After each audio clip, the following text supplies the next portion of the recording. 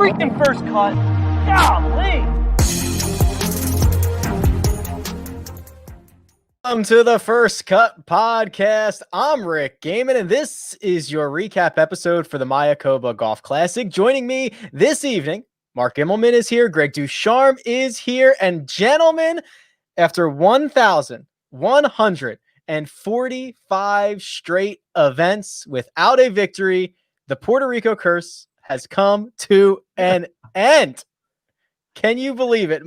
Greg, we'll start with you here because you and I have a lot of fun talking about the Puerto Rico Open Curse. Viktor Hovland. Breaking news, apparently. Breaking news. See, producer Jacob knows what's going on. Breaking news with a 65 on Sunday and 20 under par. Greg, Viktor Hovland is your champion. The second win of his PGA Tour career. I'm not sure there's any curse that can hold him back. He's just that he's just that good, and it's quite evident. So his game, tee to green, is so solid. But Rick, I'm just a little disappointed. What are we gonna? Mark was saying this earlier. What are we gonna talk about now? It feels like now there's no more excuse for Tony Finau. This opens up a whole new thing here. But good for Viktor Hovland. It was a great win. Yeah, great for Viktor Hovland, Mark. We were just messing around and said the curse can continue until someone does it on the mainland. But no, this is, for all intents and purposes, Viktor Hovland was the guy who was going to break this. It was either him or Tony Finau.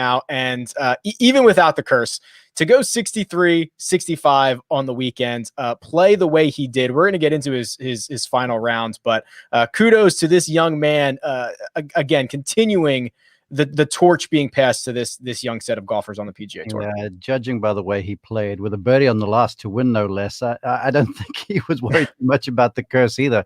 Yeah, it was a veteran performance from one of the young guns on tour, and I just keep watching this crop of youngsters come out. You know, Mayakoba obviously done with what he's done, and now a second victory for Viktor Hovland. They're just so mature, and they just.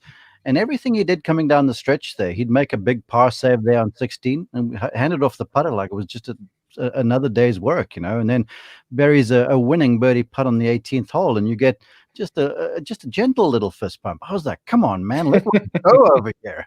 You know, show up with Tiger Woods or whatever, but it just shows you sort of how calm these guys are and sort of how they expect to do this sort of a thing. You know, many moons ago, any rookie making a putt to win a PGA Tour event, it'd probably go bananas. I mean, I remember when my brother Trevor won his first one at the Western Open way back in the day.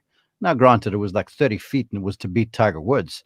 He got down onto his knees and almost lay down on his back on the green. I mean, it was a big deal. But yes, Hovland just knocks in his putt and he's like, all right, nice job. Next week, we'll continue again. Yeah, I think he's expecting to do this a lot on Sundays, although he might not internally feel that way, Greg. So I was tuning in because I knew we were going to get a great Viktor Hovland soundbite after he comes off the green on 18. Last time he won, he told us, and I quote, "Yeah, I suck at chipping." This time he tells us, quote, "I don't feel comfortable in those moments at all." He actually referenced a shot that he hit on 16, and he said, I thought I lost it then, and my hands were shaking a little bit. So, you know, to make birdie on the 72nd hole, it didn't look like the nerves were affecting him, but the story is different from the words of from the mouth of Viktor Hovland. Yeah, I'm not sure there's anybody out there that's comfortable in this moment with an opportunity to win a PGA Tour. I just don't think you're comfortable. And that's the whole fun in it. That's what you practice for. That's what you play for. So you can execute when you're uncomfortable. And man, the shot on 16, you could see it in his face. He was very disappointed with himself. And it almost looked, Rick, to what you were saying, it almost looked like he felt like he had lost it there. And it was just a great up and down on 16 that really kept him going. But as I was watching this, what really stood out to me, the bogey at number 12, and I'm thinking back to Friday, Rick, we were recording and he's out there making 3 bogeys and no birdies on the second 9 coming in. And it looked like he was kind of falling out of contention in one 9-hole stretch. And he got himself right back in the mix. He all of a sudden has a 2-shot lead, and now it's gone after hole number 12. And you're wondering if that's going to happen again, but he answers with birdies at 13, birdie at 14, and of course the birdie at 18 too, to seal the deal. So it was a gutsy performance, and he turned the tide quite nicely on the par 5 13. I want to we have to visit for a little while. You guys referenced the poor approach shot on 16. but how about that bunker shot in the putt? I mean, Mhm. Unreal. Unbelievable. legitimate. Okay, I mean, yes, he said he admitted his hands were shaking and such, but goodness gracious me, that was not as easy as he made it look. I mean, that bunker shot, it was riddled with stuff that could go wrong over there, and he blasted out there to makeable range and buries the putt like it's no one's issues. I think, Mark, that's why he looked so disappointed after he hit that shot, because he knows what he left himself. It was not an easy up and down, but he was able to get it done. So it's kind of cool that it comes down to his short game for a second there, right? For a guy who struggles with short game more than any other area of his game. As Rick said, he says, I suck at chipping after after a win, his first win. All of a sudden, it's a bunker shot that, to me, that it was the difference maker. Great birdie on 18, no question. But you make bogey at 16 there, and everything changes. He's so incredibly likable, right? I mean, not only does he have a smile on his face at all times, he gives you kind of the candid response and the self-deprecation that you like to hear. And oh, by the way, he's very good at golf. I mean, it's just like he is incredibly likable, Mark, and clearly such a bright future ahead.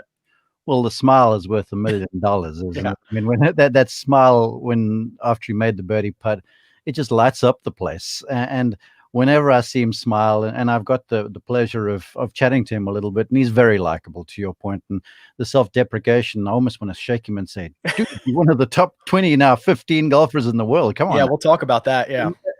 Anyhow, but whenever he does this, I just get these flashbacks of that. I think I found it on Twitter or wherever, where someone had made a bunch of Viktor Hovland bobbleheads. I think it was after his US amateur victory. Yes. And you get the bobbleheads bobbing like this, and the camera pans out, and there's Viktor, same thing, with this massive grin on his face. I mean, he's one in a million. And look, the game aside, to your point, he is just a marketer's dream. I mean, he's good looking, he's well spoken, he's well versed, he's got that $1 million smile. I mean, the boy's got it all. It was a bit uncharacteristic on Sunday, Greg, because he only hit 6 fairways, 6 of 14 fairways, which was his worst of the week. He had hit 10, exactly 10 in each of the first 3 rounds, which is kind of surprising because he's such a good ball striker, able to figure it out. He's able to get up and down in tough situations. And Mark, I hate to even say this in your presence. This might come back to bite me a little bit, but like when you're on the back 9 on Sunday, the stats go out the window, and it's just all about getting the ball in the cup. You know what? I'm so glad you said that. Sorry, Greg, I got to do this.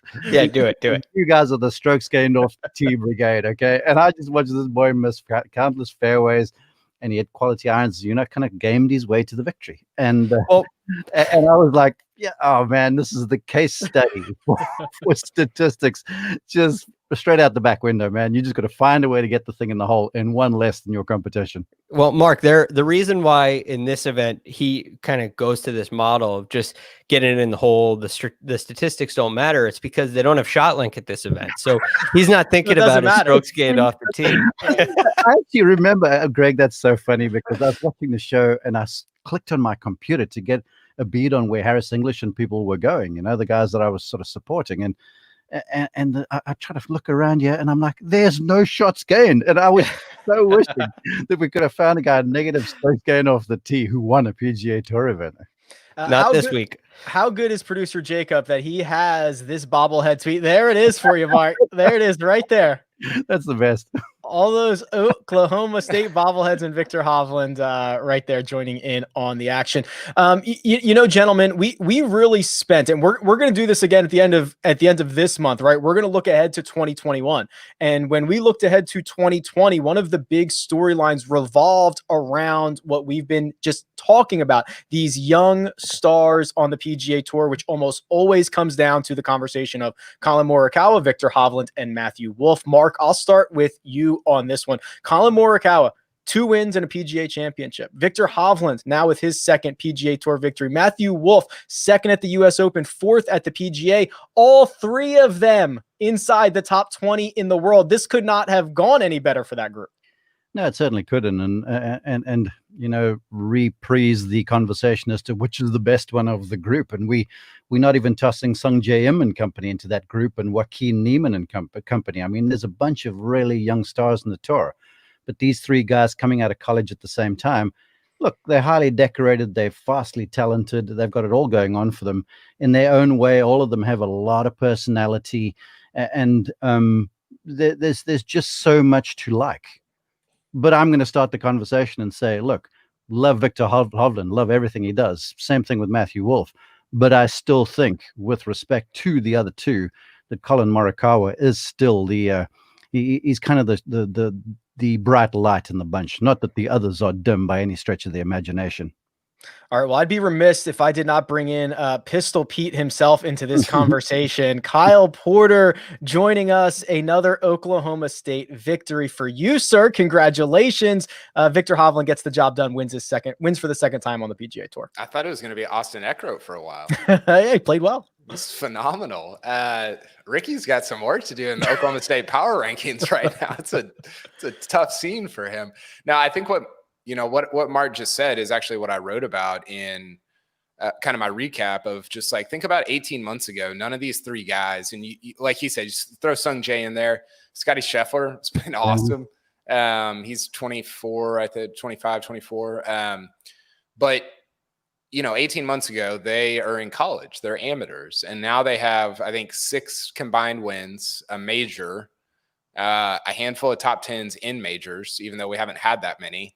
And they've won $10 million, $12 million, whatever the number is, just over the last 18 months. That's pretty crazy. And at a time where DJ's thriving, JT's thriving, Rory's great, John Rahm is playing the best golf of his career. It's been, and this one for Viktor, I think I'm sure you guys already talked about the Puerto Rico curse being broken. The first words out of my mouth. Yeah. But like, this one was different. This was a really, not that Puerto Rico was bad, but it's different beating Josh Teeter than it is beating Tony Finau and Justin Thomas in a field that's kind of loaded up. I mean, it was a good field. So a great way for Viktor Hovland to end the year, and a fitting way to end what was in some ways the year of the 22-year-old.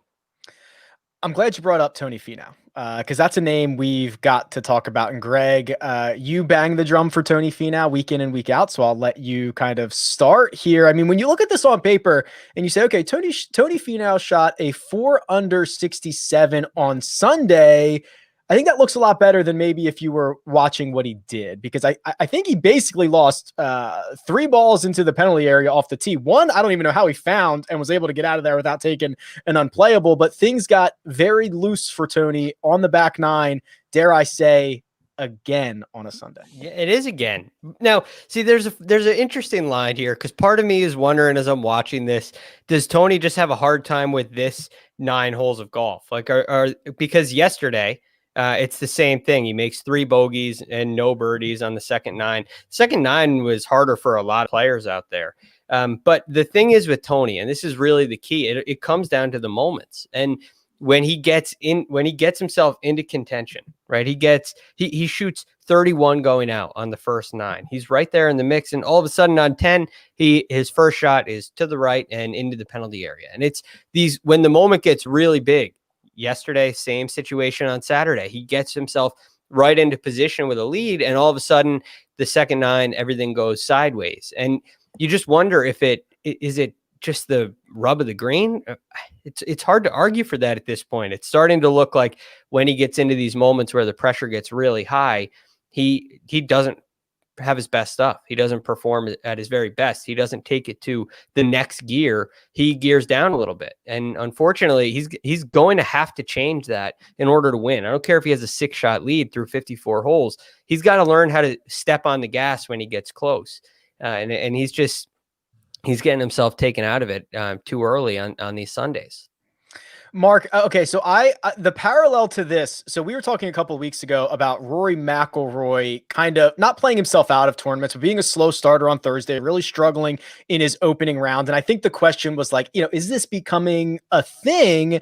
And now we're having the same conversation about Tony Finau come a Sunday afternoon where he's in contention, where he's arguably often one of, if not the best player in contention. And we're getting the same result over and over again. As a coach, as a mentor, what would you be saying to Tony Finau? I'd be saying to him, look, Tony, well, look, I don't know what's going on inside his head. It's easy for us to pontificate and go, all right, the guy can't close. But there's oftentimes more to it. And Greg brings up a valid point by acknowledging that, it's twice in a row he's played the second nine at this golf course poorly. But the first thing I'd say to Finau is, hey, look, I'm going to tell you about David Duval, who for a long while didn't win. And then when he won, he was prolific. Didn't win a major championship for a long while. Then he finally got his at the Open. Phil Mickelson, he finished second a lot before he finally got his first major. Now, the major and the Mayakoba Classic, with respect, are not the same event. but still, winning an event, to me, it's more than just X's and O's. It's more than just making putts when you need to. There's a whole bunch of things on the go, and maybe he's not comfortable. I don't know. I've never asked him, and he hasn't said as much. But if I was advising him, I'd say to him, Pel, just keep doing what you're doing. All you can do is try and control you. Try and control your golf ball, put the thing in play, maybe knock in some putts when it means something, and maybe things will work out for you. But the real truth of it is, and now I'm playing into Carl's field here, where I want to say, and I say it all ad nauseum, really, that it's the PGA Tour is a loaded deal right now. And if you make one misstep, you're going to get blown over, especially on a golf course like this. And that one early bogey he made on the backside, I think it was 10 or whatever it was, all of a sudden you've got 6, 7, 8 guys just trample you on the way past you there. And then all of a sudden, when you're thinking about breaking that seal and I want to get my win, perhaps you get a little rash with some of the decision making. And maybe you force a shot that isn't on. So again, I'd say to him, hey, Duval, there's been a number of guys that haven't won a bunch early. Ricky Fowler, there's another one, but he got his share. So it's imminent. He just needs to stay patient, keep putting himself in position. It's certainly not the results are certainly not of lack of effort or even a lack of tinkering, Kyle. I mean, I think it was Greg and I on Thursday who talked about this new putter that he's using. It's very unique. He's identified, that left miss for him being troublesome on the putting greens. And maybe it is just finding the right combination of things for Tony Finau. And maybe this has nothing to do with the mental side. Just, you only get yourself into contention a handful of times. Sometimes things go right. Sometimes they go wrong. I think you're on mute, KP. I've never done one of these before. I remember my first podcast. The putter is, it's the Charles Schwartzel. It looks like a manufacturing error. Like it's tough to look at, honestly.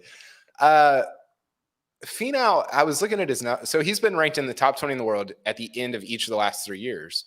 And he has no wins in that time. That's got to be, Justin Ray can probably pull the number on it in like 12 seconds, but that can't have happened like that. That's odd. Like that doesn't happen very often. And I'm kind of like, I don't know. I'm kind of starting to get discouraged about Finau. It's like, we keep saying this and I kind of beat this drum with Fowler. I'm like, he'll win a major, he'll win a major, he'll win a major. And now it's like, will he win a major? And I sort of feel like that a little bit about Finau. Oh, he'll win. And now it's like, will he? And like, at what point? And he's in this weird category where he plays in like really good events. So they're actually very difficult to win because he's so highly ranked in the world rankings. And so it's almost unfair that I don't know. He's kind of an anomaly. Like it's very strange what he's done over the last few years. But the more he does this, where he kind of just is a little bit allergic to leads, I think it's a fair thing to say. The more discouraged I get about like, just, kind of how his future and his career is going to play out. One guy that I don't think any of us are discouraged about is Justin Thomas. And KP, I'll stay here with you on this because I think it was Thursday night you asked me like, can he win this thing? And I was like, no, it's absolutely not. He cannot win this thing.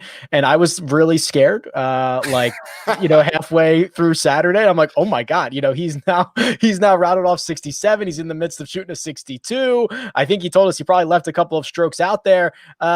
Another one of these T12s where he charges for 3 rounds. 1 round's kind of hurt him, but this is what top players do, right? This is what we talked about. This is what top players do. You don't have your best stuff all 4 rounds. If he would have won the golf tournament. He doesn't, and he's still able to find a way to put himself in the top 15. It kind of feels like the floor, right? Yeah. Like you go out and shoot, what do you shoot? 72 in round one. I think he was one over. Yeah. And then you've got to shoot 21 under in 54 holes. Like you got to shoot 60.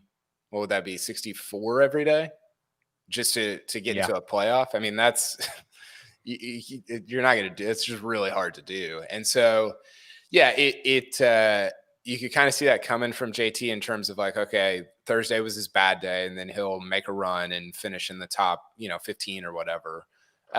Look, this is his fourth year in a row with multiple wins on tour.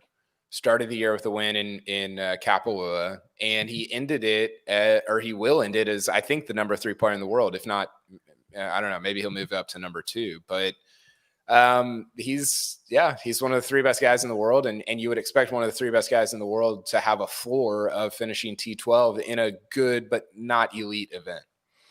The floor is interesting. The floor is something you and I, Greg, talk about quite a bit, and this is now the 6th straight event that Justin Thomas has finished no worse than 12th. I mean, if that is not the floor, I don't know what is. He's locked in even when he can't putt, even when something else goes wrong, when he has one bad round. Here we are on Sunday evening, and he's part of the rundown. He's an elite scorer. It's amazing to watch him because we've talked about this at length. You watch a Xander or a Patrick Cantlay, even Tony Finau, and the ball always seems to be right in front of them. They rarely seem to be in dramatic trouble. We can exclude Tony from this weekend, because he was in the jungle a couple of times. But basically, these guys are so steady. Jon Rahm, they're so steady. The ball just stays in front of them. It looks so easy. Justin Thomas, it seems to get all over the place. He seems to get frustrated a little more than maybe some of the other guys, maybe excluding Jon Rahm, where he's hitting errant tee shots, finds a way to score. He misses short putts. They always seem to be putts for birdie. He always seems to shoot 67, and it feels like it should have been 62 all the time. And it's elite, and that's why he is number 3 in the world. I suppose the question I would pose to you is, over a period of time, if you were to say in the next 2 years, who would you rather, 2 or 3 years, maybe even what about 10 years? What about over the next decade? Okay. Well, no, I don't want to go 10. I don't want to go 10. This isn't a win projection. I'm just wondering, who would you rather have, Justin Thomas or Rory McIlroy? Because I think there's some interesting parallels there. What are we like? Who do you think's the better player? Who do you think's the better player over the next 2 or 3 years? Well, what does better player mean to you? Well, I suppose there's a mix of things, right? There's wins, there's consistency, performance in major championships. There's all those things that go into it. I've got 4 majors in this hand, and I've got 1 major in this hand, and you're giving me so many years. Again. Well, I'm just saying going for the next 3 years. It's not careers. Just going, because Justin Thomas is ahead of Rory in the world golf rankings. And I'm not sure if you ask the general public who's a better player, Justin Thomas or Rory McIlroy. I don't think very many people would say, I'm not sure many people would say Justin Thomas. You'd probably say Rory. Well, right? You talk about a floor, and remember, it was earlier this year when McIlroy won how many events where he didn't finish outside the top 6? I think it was like 7. That was a long time ago. It was 1, 2, 3, 4, 5, 6, 7 consecutive events from WGCHS. No, from the Zozo last year to the Arnold Palmer, and then the shutdown happened, and he hasn't been the same. And that's the thing that not that I'm saying Justin Thomas can't do it. All of these guys have this ability, these blue chip players, where they can just turn it on for stretches, and they can come to an event like this and have basically nothing and still find themselves on the leaderboard when the reckoning is to be had. But that being said, nothing is ever a guarantee. Nothing. And that's the mistake all of us should not make, to go, well, the guy's so good, he's going to finish the year as 3rd or whatever the case might be. Oh, sign him up for 3 more victories and he's comfortably going to be one of the leading players in the game. We just never know. I mean, look at Dustin Johnson for a little while then. We were having conversations right after Minnesota going, what on earth is wrong with Dustin Johnson? Now at the end of the year, we're like, Dustin Johnson's a god. Did you see him on, college game day with his green jacket on? It's a difficult thing to really make informed calls on. because we don't know what tomorrow holds. Now, if things stay like they are for Justin Thomas, heck yes, the guy can win multiple events every year because he's a 5-tool player, as you guys would call him. But there are so many more things that aren't measurable that are always brought to bear. Now, the one thing I will give him, he's a very grounded young man who's got a tremendous crew around him, starting with his father, Mike. They have just got life well organized, and everything's kept into perspective. And Justin seems like he's just a good guy who plays really good golf, and he's kind of cool with it. You know, he doesn't let it get in the way of his performance. So Rory or JT? I couldn't tell you that. I'd take either one of them. Okay. I'll give you an answer, Greg. Okay. I will go with, I mean, JT's better than Rory right now. Like the last 6 months, 3 months, maybe a year. I mean, he won twice this year. Rory didn't win at all. The thing that's interesting about JT is if you look at, and I know we're not doing like top 10s at majors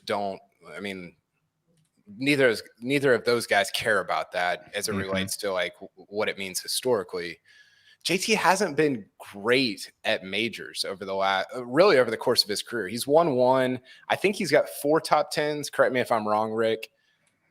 Rory's floor at majors seems to be just insane. Like it's just so, and I realize he'll miss the cut at a US Open or whatever, but I mean, he was lousy for what felt like most of the Masters, and he still finished 5th or 6th or whatever he did. So I think that Rory kind of has him at majors, but overall it's been JT. And I don't really know how to reconcile those two things, because we care disproportionately about major championships, and that's just kind of the way things are. So I think I'll go JT, but very, very hesitantly, because Rory has been better at majors. I've got JT for 5 top 10s in 20 major championships at my quick count. Okay. May I quickly? Please. I'm listening to this conversation, and I'm trying to separate the two of them because I'm trying to be present about this all and look at things as they currently are. But Rory McIlroy is going into Hall of Fame. Simple. So with that all being said, and I know you guys are projecting forward, and maybe I'm looking a little bit back, but looking a little bit back tells me kind of what people are capable of. And Kyle, you make a good point as to what Justin Thomas has done. You know, for a long while, he was winning off the contiguous United States, and then he's brought it to the US. So I think right now, you give me McIlroy by a nose. Well, Mark, looking back is a perfect segue to our next topic. Because, gentlemen, we're going to spend the next couple of weeks in the shortest offseason in sports, and we're going to do a lot of content based on, looking forward and projecting and talking about players and major championships and all of those things. But this is kind of our first opportunity to look back. We just had our final PGA Tour event of the calendar year, and I'm just kind of curious what stands out, right? Like we didn't prep for this, Greg. We didn't send you a text and say, come with your most memorable moments of 2020, but just in terms of this calendar year and things that stick out to you, is there anything that comes top of mind? Well, there's a lot. I mean, this is a year where the entire year, I think, will be in the front of our minds for a very long time. I mean, I don't know when we're going to start to see spectators at a PGA Tour event.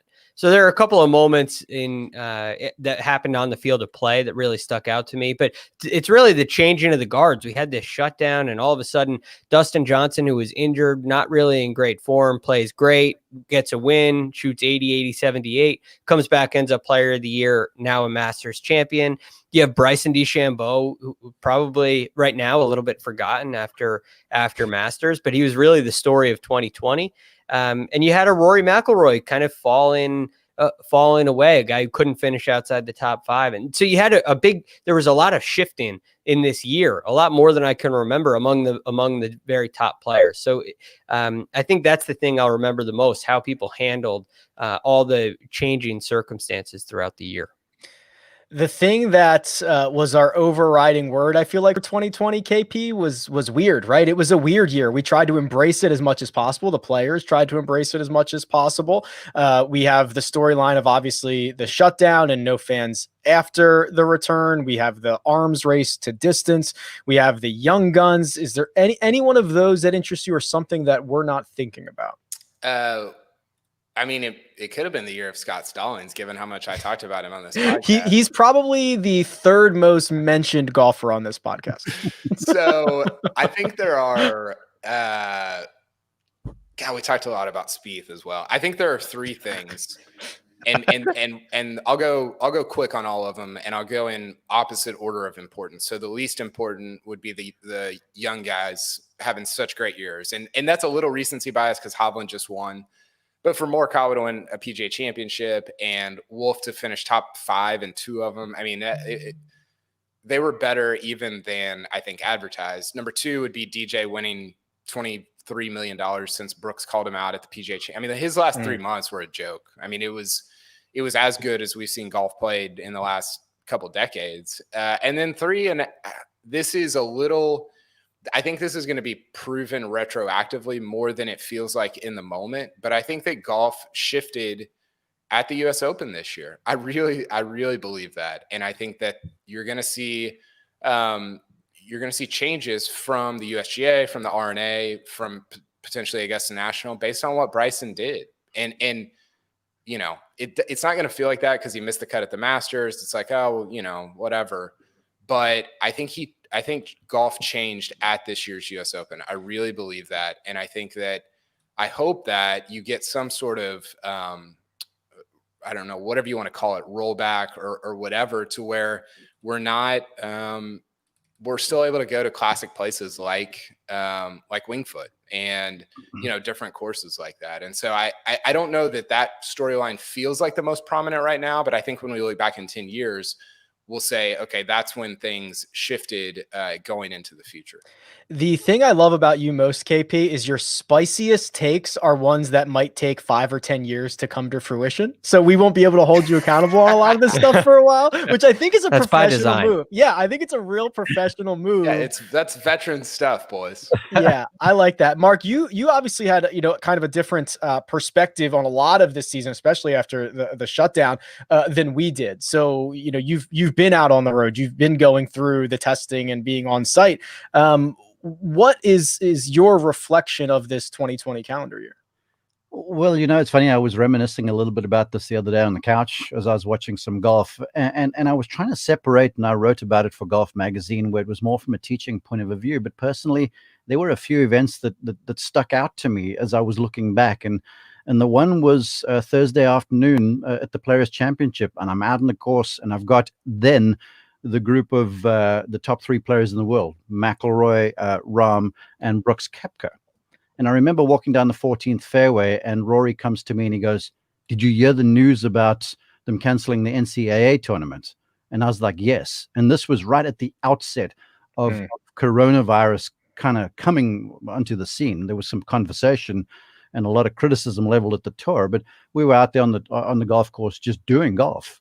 And I remember that conversation like it was yesterday. Then I remember the following morning in my hotel room, packing up on a Friday morning, watching the commissioner's press conference, essentially canceling the players and canceling the foreseeable future. And that'll stick with me till the end of time, because I've never been in that place before. And then fast forward into June and getting onto the premises at the Colonial for the Charles Schwab Challenge and being a part of that broadcast crew to bring golf back.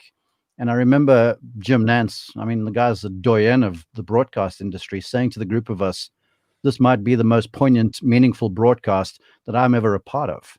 And I remember thinking, good Lord, this guy's seen and called it all. So that stood out to me. And then there were 1 or 2 situations on the golf course that was so special. But one that really stuck out. I mean, there were a number of shot sets. I got that Morikawa tee shot on 16.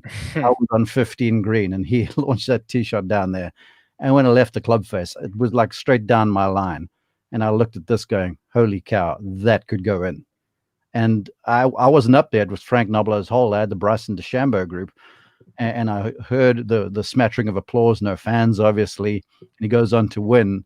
And to me, I remember smiling to myself going, goodness gracious, this guy has got something. I mean, we all knew he was good, but to hit that shot on that hole at that time, that was super special.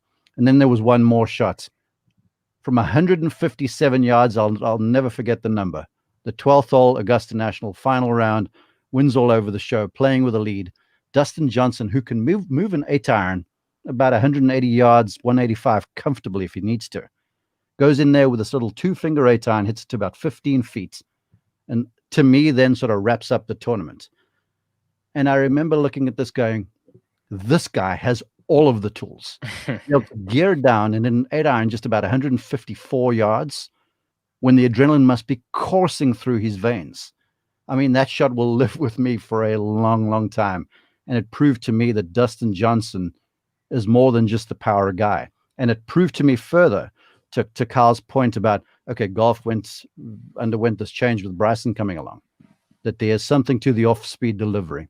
And even though you've got all the power that a DJ, Bryson, these guys do, to be able to gear down and just sort of flight one in there, I mean, it was a masterclass. And for me, it'll be with me for a while. Awesome. Yeah, we're gonna do a lot of not only reflecting of 2020, but also looking ahead to 2021 in the next couple of weeks. One somber note here, Greg, before we go on to odds and ends. We did lose a good one. Peter ALLISS passed at age 89. Not only 31 professional wins, not only a World Golf Hall of Famer, but also known as the voice of golf to many. And that's how I really know him. I mean, I remember waking up on weekend mornings, flipping on Golf Channel, and there's Peter ALLISS, and he was the voice of golf. This was when I first started getting into the game. What made golf so cool? It was like I was like an immigrant coming into this game and assimilating to the cultures of the game. And Peter ALLISS had a big influence in kind of showing me how that all works. And it was just, he had the coolest voice, and he was so knowledgeable and so quick witted. And he was incredibly inspiring. So yeah, it's a tough loss, but I'll definitely remember. I mean, I'm sure that he had it was a great life by all accounts. Everything that I've seen, it's incredible. So he'll be missed, but I know he had a big influence on myself and my career and my love for the game. Well said. We're going to turn our attention here to our odds and ends. So matchup picks. First of all, my quick count here, I believe, Mark, you were 3-2, which is going to win the week. Kyle, Greg, and myself all 2-3. So, Mark, you are going to hold on to that matchup belt for at least 3 weeks, I suppose. Yeah. I define myself by this contest.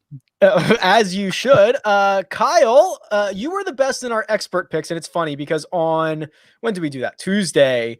You hopped off the pod and threw your expert picks into the outline, and one of them was Brooks Koepka to miss the cut at 4-1, and I thought it was very suspicious of you to drop that in the outline, hop off, and not have to defend it. But now, sir, I tip my cap to you. You were correct.